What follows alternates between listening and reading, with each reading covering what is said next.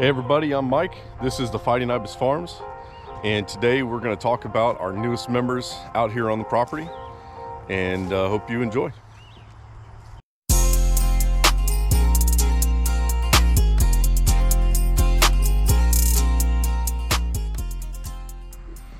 All right, so we're out here in the pig pen, and roughly 2, maybe 3 weeks ago, we went down a few towns south of us and picked up 2 little piglets.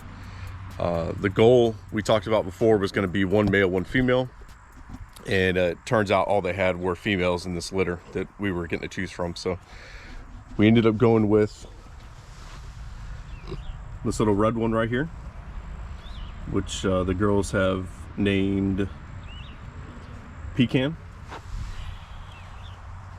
and this little brown one right here, which the girls have affectionately named Lexi. Sorry. So we got them both when they were right at 6 weeks old.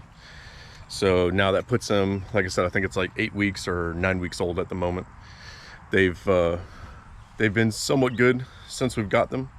Health-wise, they were just wormed when we picked them up. So we were keeping an eye on some digestive issues for the antibiotics and kind of how it messes up their stomachs. What we've been trying to do, and I say we've been pretty successful at it, which is kind of going after them every time they poop. We're keeping an eye on at least what comes out of this red one right here, and trying to keep the smell down. We've built a compost pile just outside of the pen, and we take all their bedding and any kind of food scraps that they're not eating or anything like that, and we just kind of pile it up there. The bedding could probably use a refresh, and we'll get all that inside the compost and then get it mixed up today and get it wet. Water for right now is just being served out of a dish. The plan for the future is to spin that 55-gallon drum around and utilize a nipple drinker that we had built onto it. These pigs are definitely are curious.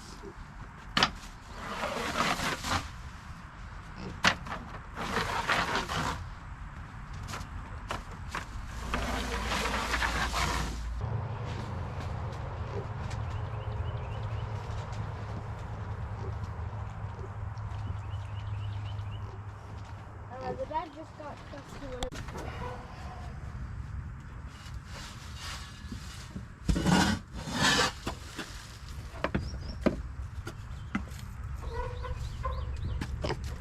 She's looking for anything she left behind.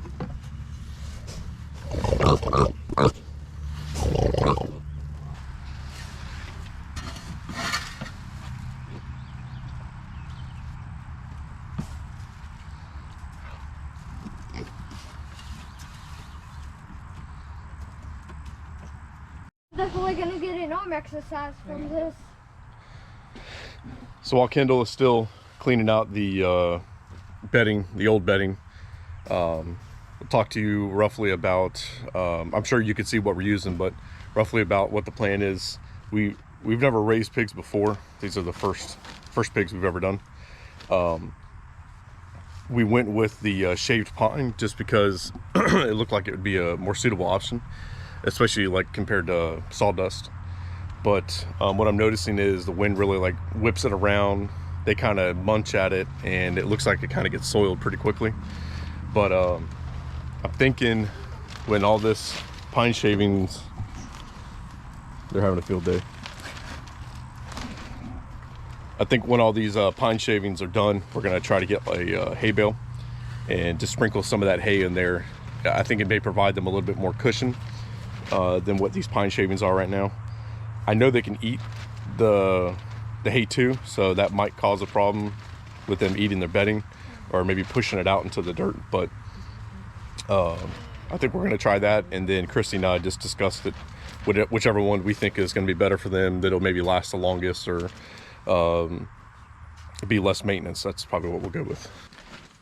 So if you got any suggestions, just leave them down in the comments as to how we should handle our bedding situation with the house we got.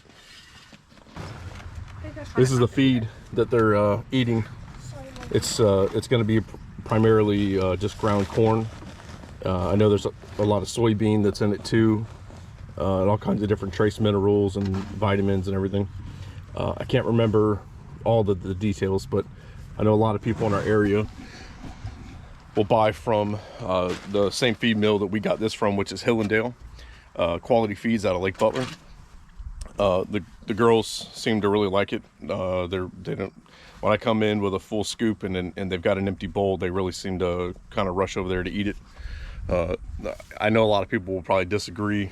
Corn may not be the best thing to be feeding animals in general, you know, GMO and all that other stuff, but they really need a good source of energy, and the corn is what's going to give that to them. It's going to give them that input of sugar and that filling, the filling effect. Other than that, I wouldn't be able to talk too much about why the feed is good or why other feeds aren't as good.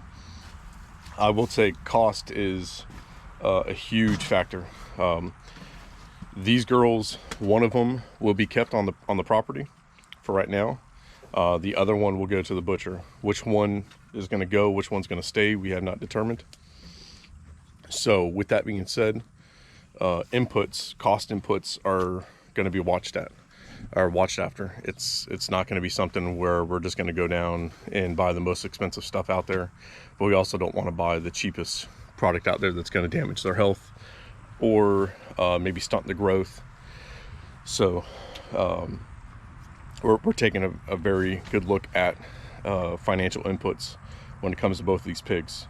Health is definitely our concern, so when I say that, don't think that we're trying not to do we're trying to do the bare minimum, but we're trying to do the best we can and make it profitable, not just for these pigs, but the future pigs. If we can get the system down now, we can roll that over into the next batch that we end up getting. Can she scoop it out with her hands? You can scoop it out with your hands, or you can just take it in there and then turn it upside down. You might however you want to do scoop it out. Because are we using the rest of that, or? Just put it inside the house and just scoop it out. Scoop it out. Go inside the house with it. But listen, put the bag inside the house. Put the bag inside the house. Okay, and make sure that Lexi is not in the way. You can scoop it in their little corner over there, by the way.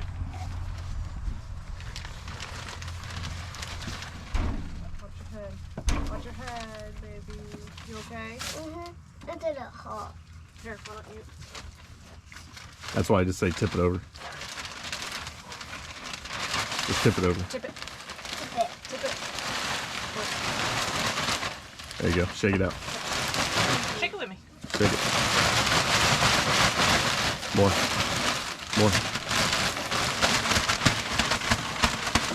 That's good. Try to flatten that out a little bit. Like push it towards the corner. Yeah, right up underneath that heat lamp. See where the Try lamp is? to get it near that heat lamp. There you go. And they'll go in before they go to sleep, and they'll move all that stuff around how they want it. But just try to get it away from the edge, up closer to that heat lamp. There you go. She's gonna help you. Yeah, she's helping.